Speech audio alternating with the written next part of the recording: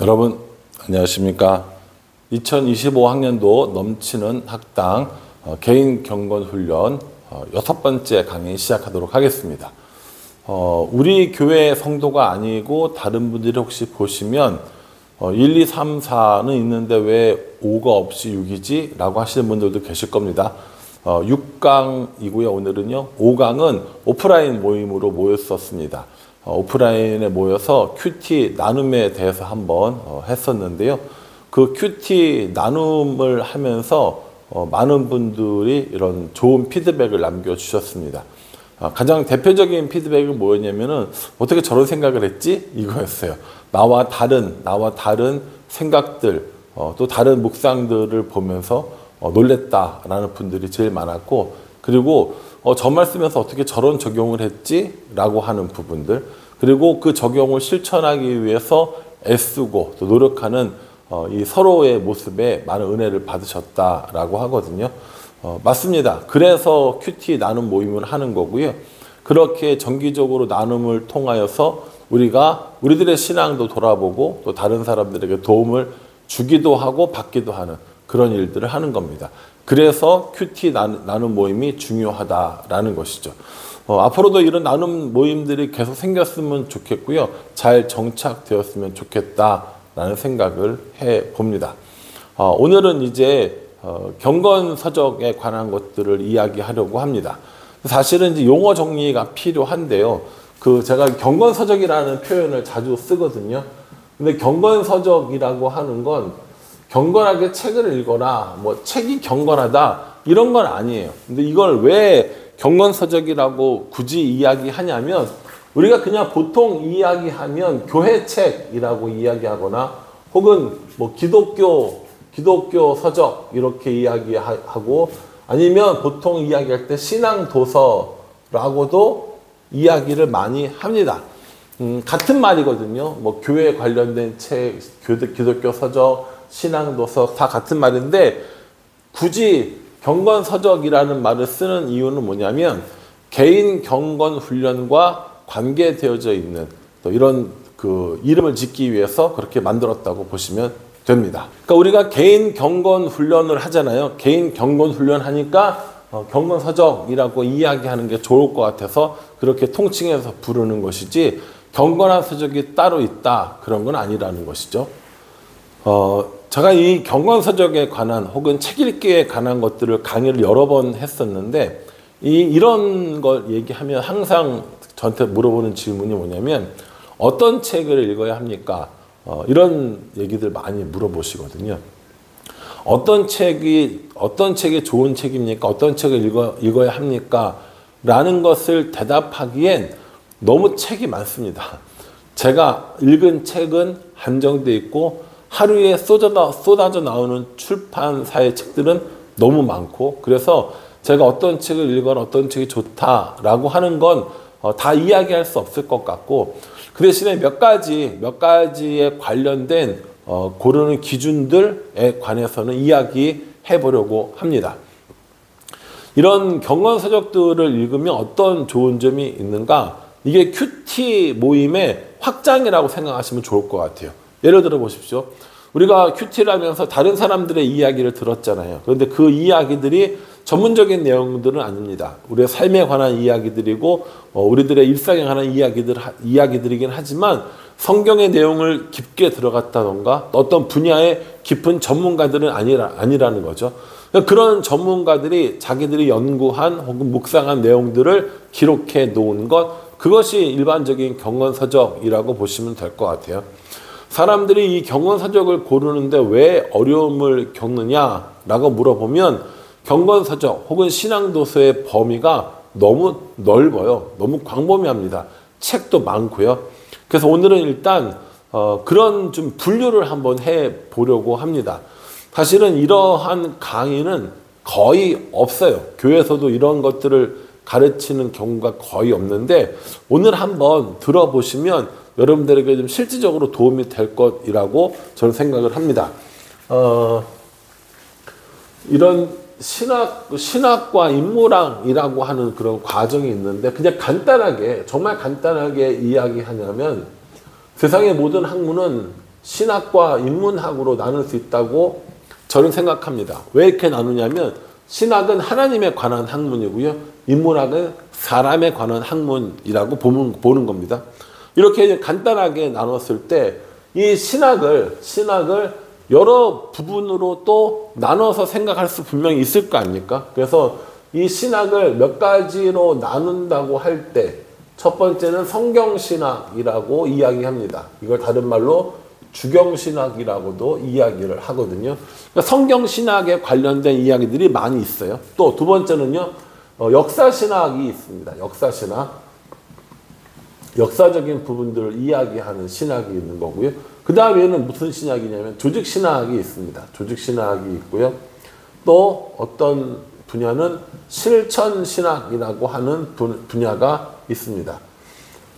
이건 신학교마다, 교단마다 가르치는 내용들 혹은 교수님들마다 이 신학을 분류하는 방법이 다 달라요. 되게 여기서 큰 카테고리, 작은 카테고리, 왜 작은 카테고리가 거기 있어야 되느냐, 큰 카테고리에 있어야 된다, 이렇게 얘기하실 분들도 엄청나게 많을 겁니다.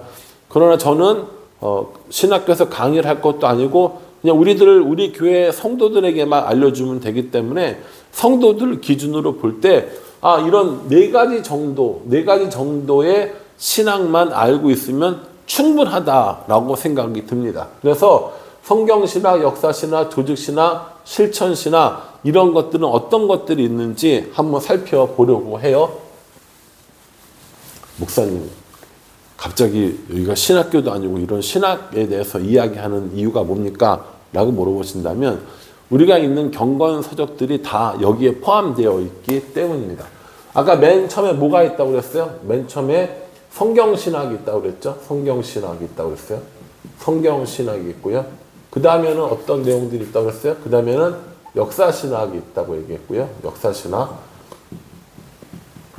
그 다음에 뭐가 있어요? 그 다음에 조직신학이 있고요. 조직신학. 그 다음에는 실천신학이라고 이렇게 나눠집니다. 큰 부분으로 따지자면 그렇다라는 거예요. 그럼 우리가 신앙서적이라고 하는 혹은 경어서적이라고 하는 책들은 대부분 다 이 카테고리 안에 들어갑니다. 이 카테고리 안에 들어가요. 그래서 이 부분에 내가 어느 쪽을 주로 읽고 있고 어느 쪽을 모르는구나 라고 생각해 보면 나의 이 독서의 성향 그리고 어디에 편중되어져 있는지 어느 부분을 모르는지 잘 알 수 있기 때문에 이 이야기를 드리는 거예요. 이건 모든 신학자들이 동의하는 분류도 아니에요. 제가 학교에서 이렇게 공부했느냐? 그것도 아닙니다. 제가 책을 읽고 제가 생각을 해보고 성도들에게 신학을 이야기했을 때 어느 정도면 되겠는가 라고 할 때 이 정도라는 거죠. 성경신학은 뭘 말하는 거냐면 성경 자체에 대해서 가르치는 것을 말합니다. 그래서 가장 대표적인 게 뭐냐면 성경 총론이 있어요. 총론이 있고 또 개론이 있습니다. 성경 전체가 어떤지 우리에게 알려주는 거고요. 또 구약개론과 신약개론을 통해서 구약개론은 어떤 것이고 신약은 어떤 것이고 그래서 개략적으로 전반적으로 알려주는 책 그게 이제 총론 혹은 개론이라고 이야기합니다.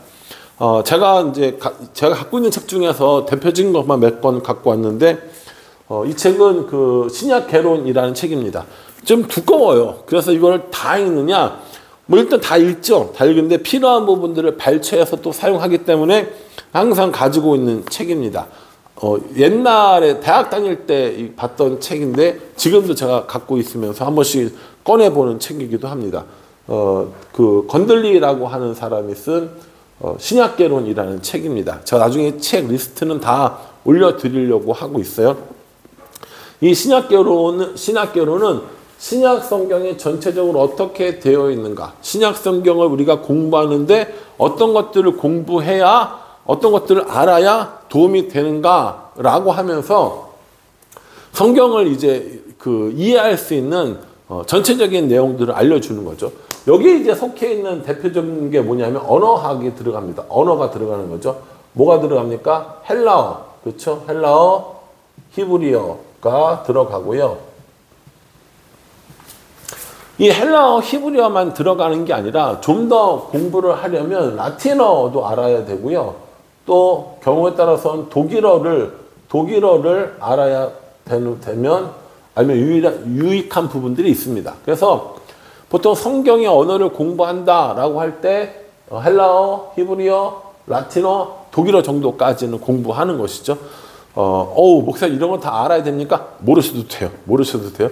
모르시고 어떻게 하면 되냐면 이런 책을 읽으시면 됩니다. 하나님 마음으로 들어가는 히브리어 단어 묵상 이런 책들이 있거든요. 그래서 이거는 그 단어에 나와 있는 이 히브리어 단어에 나와 있는 언어적인 표현이 어떤 것인가에 관한 이 언어에 관한 것들을 써놓은 책이에요. 여러분들 그 성경을 읽다가 좀 구약 성경에 진짜 원서인 히브리어 단어는 어떤 것일까라는 생각이 들 때 히브리어를 공부하기는 어렵잖아요.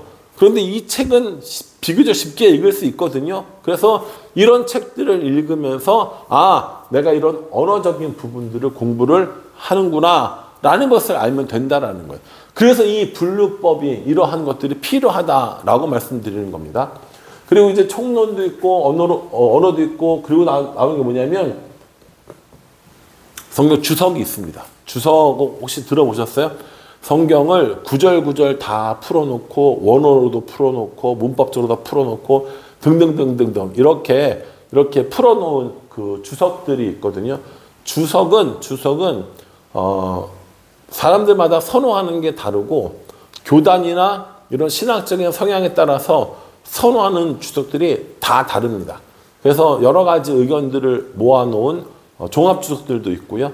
또 이런 또 어떤 주장이나 색채가 굉장히 강력한 이런 것들도 있습니다. 여러분들이 신앙생활 하실 때 주석을 볼 일이 전혀 없냐? 그렇지는 않을 거예요. 만약에 주석을 나도 좀 사고 싶다 하면 여러분들 한 질로 사지 마십시오. 뭐 50권, 60권, 뭐 100권 이런 전집 같은 거 있거든요. 그런 거 사지 마십시오. 저도 주석 전집은 없어요. 제가 산 주석 전집은 없고 누가 주셔서 어떤 분이 주셔서 제가 가지고 있는 전집 한 거는 있는데 제가 산 전집은 없습니다. 왜 안 사냐면 내가 필요할 때마다 사서 그걸 공부하는 게 훨씬 더 효과적이기 때문인 거죠. 66권짜리가 있는데 내가 하나도 안 보는 책들이 있단 말이에요. 그런 거 다 사지 않고 전집으로 사면 좀 싸긴 해요. 뭐 반값 정도 사기도 하니까 싸긴 하지만 내가 필요한 것들을 모아서 이렇게 하나씩 쌓아가는 것도 저는 재미있더라고요. 그래서 제가 주로 보는 이 주석은 엑스포지멘터리라고 하는 주석입니다. 시리즈로 나와 있는데 왜 이 주석을 보기 시작했냐면 이게 한글 주석인 거예요. 우리나라 사람이 쓴 거거든요. 외국 사람이 쓴 걸 번역해서 보니까 번역되어지는 과정에서 표현들이 이상하거나 이해가 안 되는 부분들이 더 많은 거예요. 주석을 공부해야 할 만큼 어려운 것들도 많아서 저는 우리나라 사람이 쓴 주석을 선호하는 편입니다. 우리나라에 뭐 박영선 목사님이나 이런 분들도 있지만 저는 이 엑스포지멘터리가 저에게는 좀 맞는 것 같아서 이 엑스포지멘터리를 참고할 때가 많이 있습니다. 그러니까 여러분들이 보시는 것처럼 주석이 마태복음 주석, 마가복음 주석, 창세기 주석 이런 것들이 있단 말이에요. 내가 필요한 부분을 이제 보는 이런 것들을 하는 거죠. 근데 우리는 일반 성도인데 뭐 그렇게까지 봅니까? 아니 안 보셔도 돼요. 그런데 정말 궁금하면 공부하고 싶고 연구하고 싶잖아요. 그래서 찾아보는 게 뭐라고요? 주석이라는 겁니다. 그러니까 성경 신학의 주석은 많아요, 적어요? 엄청 많죠. 엄청 많죠. 그래서 개론이나 언어학이나 주석들을 공부하는 것이 성경 신학이라는 거고요. 두 번째 역사 신학입니다. 역사에 관한 것들을 하는 거죠. 그럼 주로 뭐가 나오냐면 교회사가 나오겠죠. 그래서 초대 교회사, 그리고 중세 교회사, 근현대 교회사, 그리고 우리나라 같은 경우는 한국 교회사, 그리고 일본 같은 경우는 일본 교회사, 이런 것들을 공부하는 거죠. 그래서 교회의 역사에 관한 것들을 연구하는 게 교회사라고 보시면 됩니다. 여러 가지 책들이 있는데요. 우리 초홍신의 교수님이 쓰신 그 책 중에 이것이 교회사다라고 하는 책이 있어요. 이게 3부로 나와 있는 책인데 교회사에 관한 굉장히 이 방대한 자료들과 이런 것들을 가지고 쓴 책입니다. 이 정도 되는 책이 3권이에요. 저도 읽긴 다 읽었지만 또 설교를 하거나 강의를 하거나 할 때 필요한 부분만 또 다시 찾아서 읽고 이런 책입니다. 그래서 교회사에 관심이 있다. 그러면 이런 책들 읽어보시면 좋아요. 그래서 교회사를 크게 구분해서 초대교회사와 중세교회사, 근현대교회사로 이렇게 나눠지고요. 그리고 한국교회사, 일본교회사, 뭐 앞으로 뭐 네팔교회사 이런 것도 있겠죠. 이런 것처럼 이렇게 역사에, 교회 역사에 관련된 공부한 것들을 뭐라고 부르냐면 역사신앙이라고 부르는 겁니다. 역사를 되게 좋아하시는 분들은 기독교 역사와 세계 역사를 함께 공부해 보는 것도 굉장히 재밌어요. 이따 제가 다시 한번 말씀드릴게요. 조직신학은 뭐냐면 우리가 흔히 말하는 교리입니다. 교리는 성경 안에서 우리에게 필요한 주제를 가지고 그 주제에 관련된 성경 구절들을 뽑아서 이것에 대한 성경의 말씀은 이겁니다 라고 주제별로 이렇게 해놓은 게 바로 이 조직신학이라고 보시면 돼요. 조직신학은 되게 많은 분야가 있지만 딱 6개로 나눠볼 수 있습니다. 근데 그 6개가요 되게 의미가 있어요. 자세히 보시면 첫 번째는요 신론입니다. 신론. 이거 누구에 대해서 공부하는 거냐면 하나님에 대해서 우리가 알아보는 겁니다.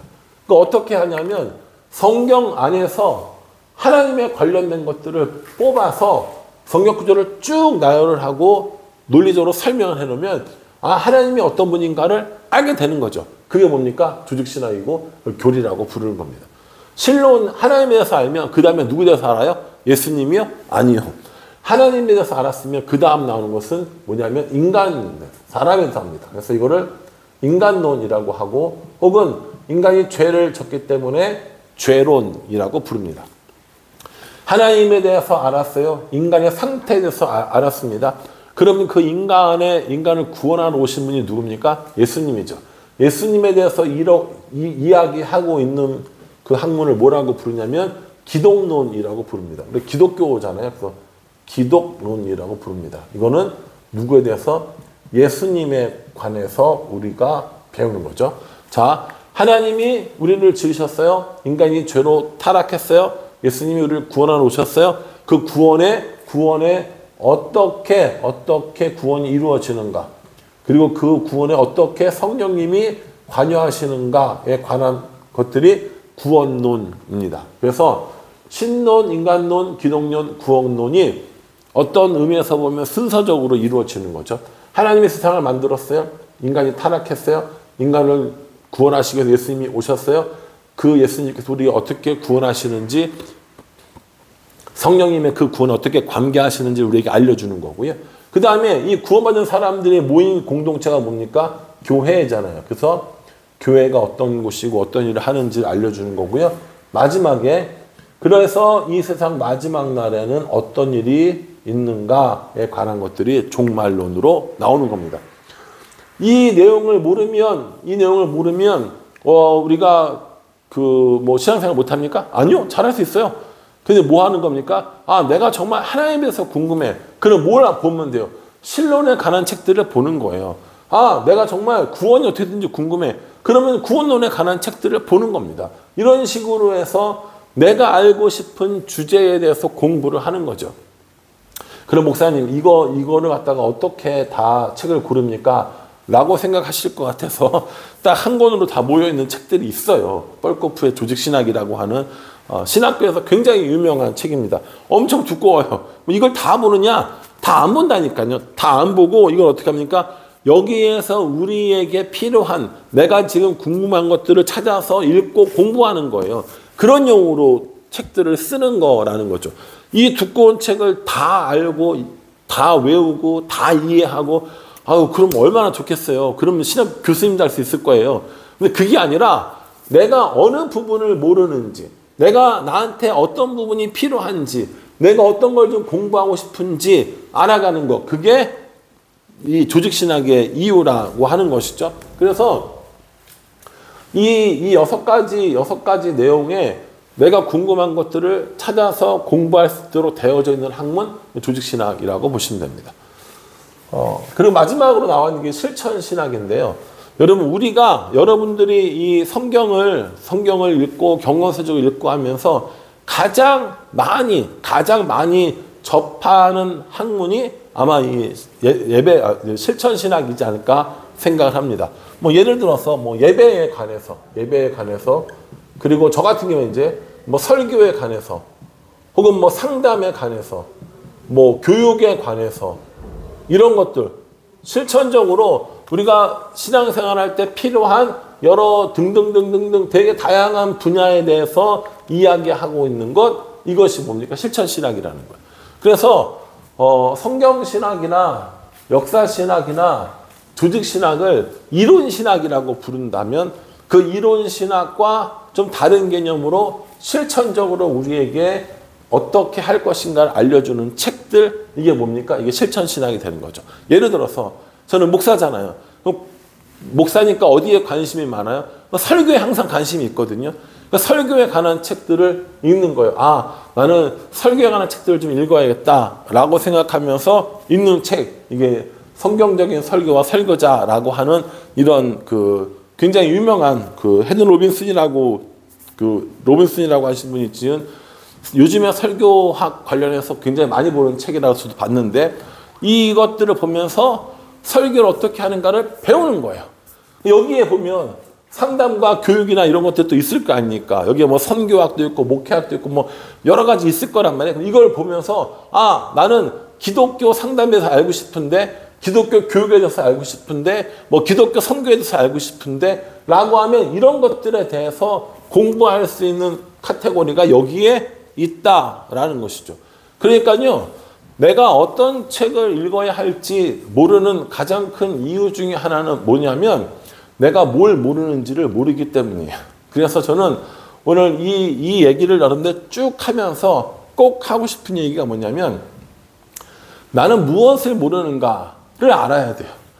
나는 무엇을 모르는가를 알지 못하면 내가 무엇을 공부해야 하는가도 알 수 없습니다.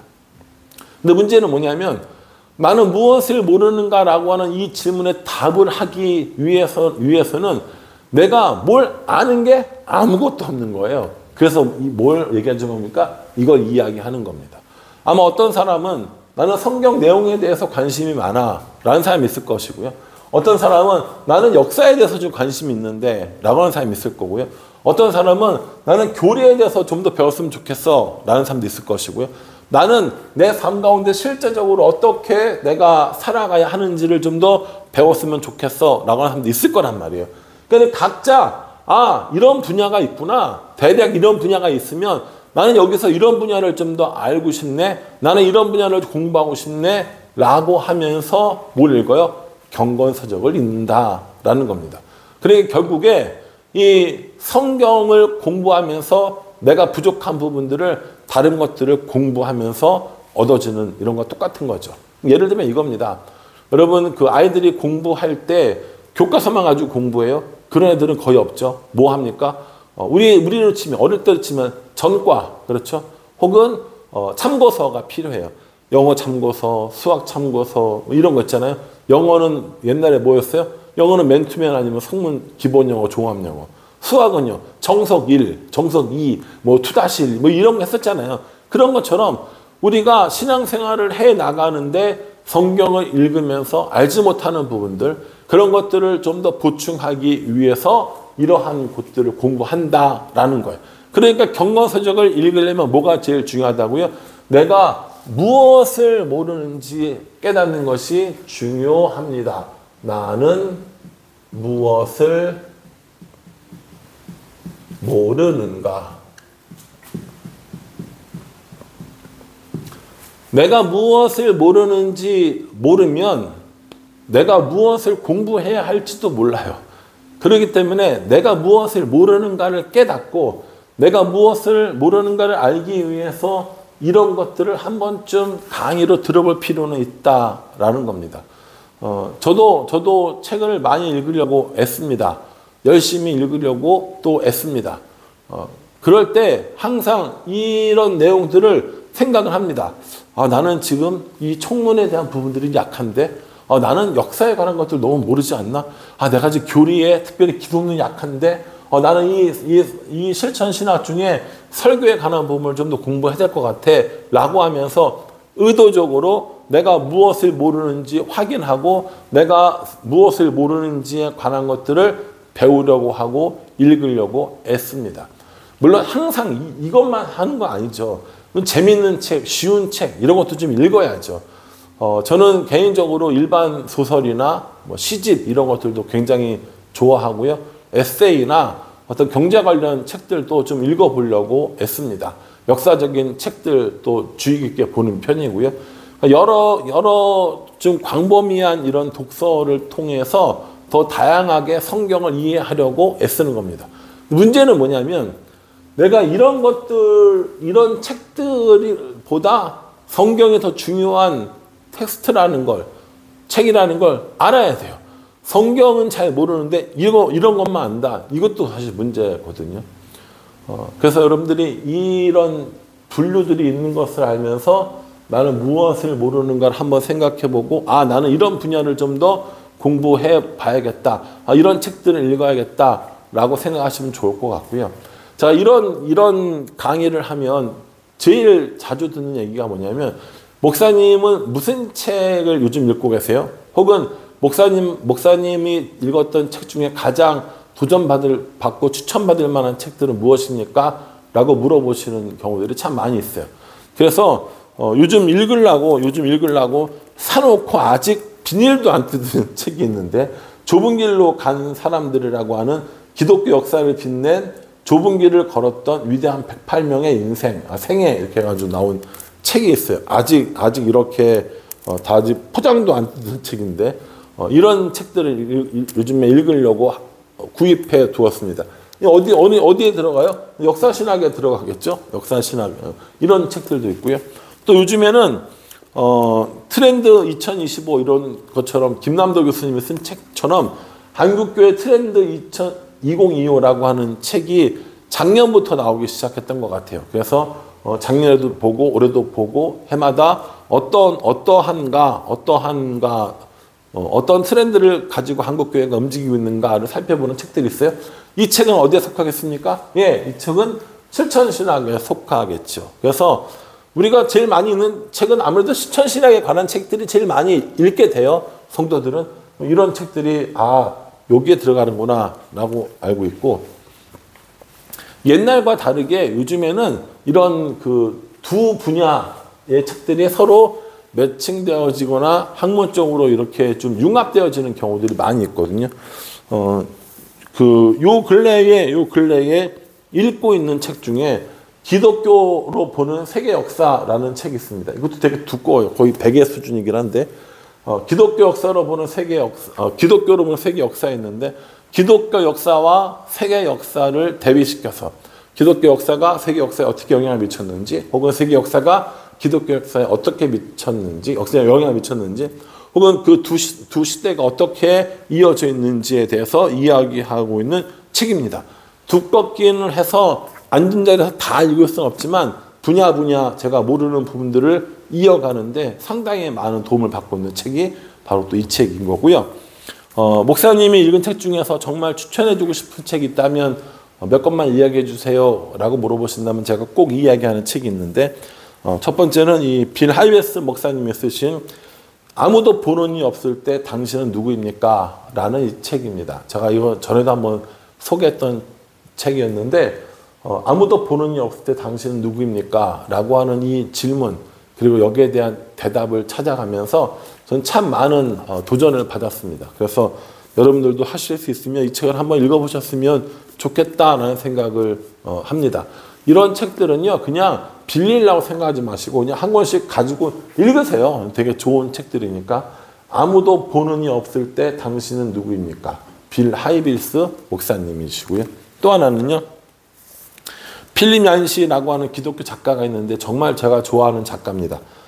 내가 그리스도인이 되었을 때 아무도 말해주지 않았던 것들이라는 책입니다. 내가 그리스도인이 되긴 했는데 아무도 나한테 알려주지 않은 것들인 거예요. 나도 궁금하고 너도 궁금하고 우리가 다 궁금하지만 말을 하기 힘든 그런 내용들에 대해서 쓴 책입니다.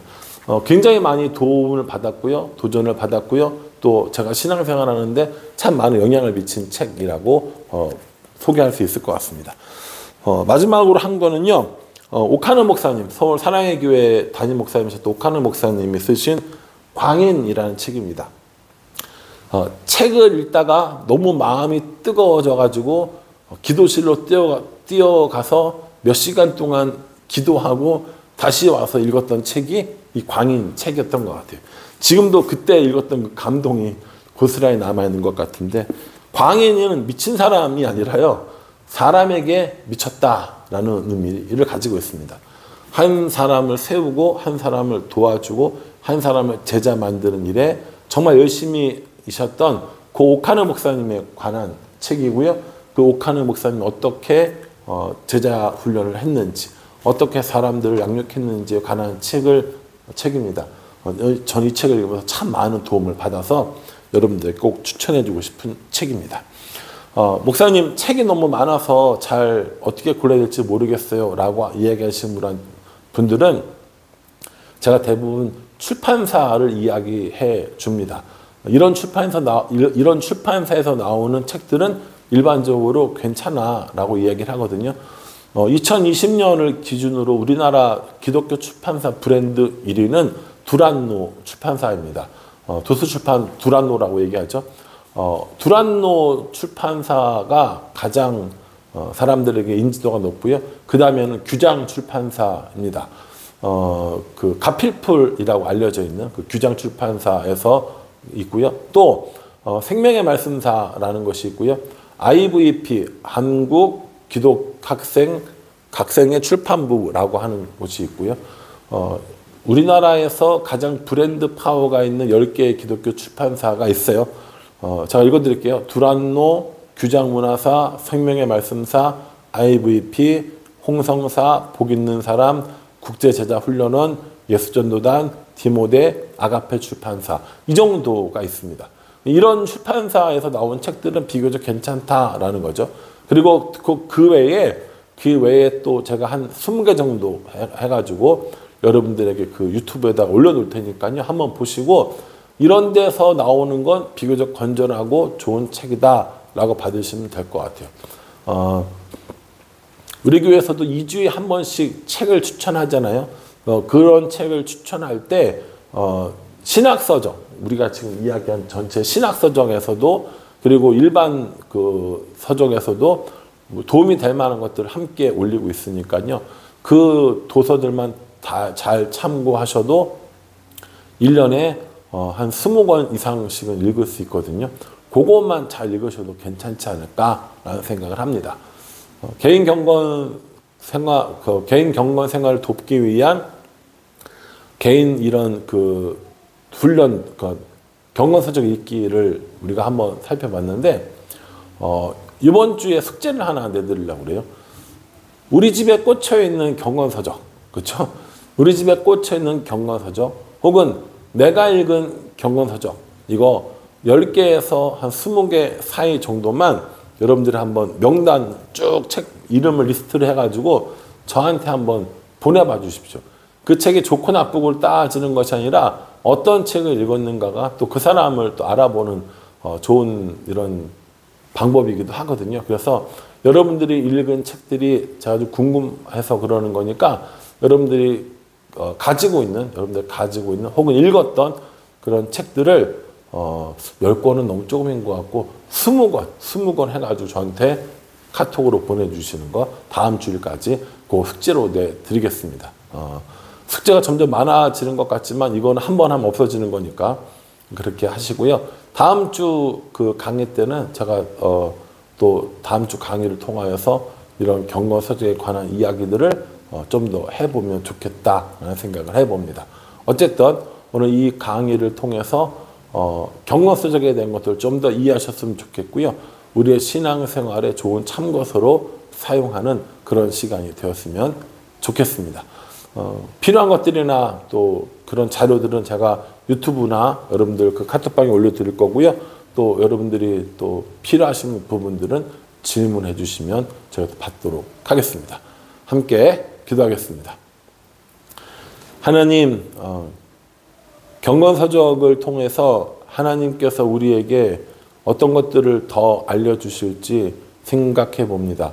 모자란 부분, 부족한 부분들을 참고하여서 더 성경을 잘 이해하고 더 하나님을 알아가는 우리가 될 수 있도록 은혜 베풀어 주시옵소서. 예수님의 이름으로 기도합니다. 아멘.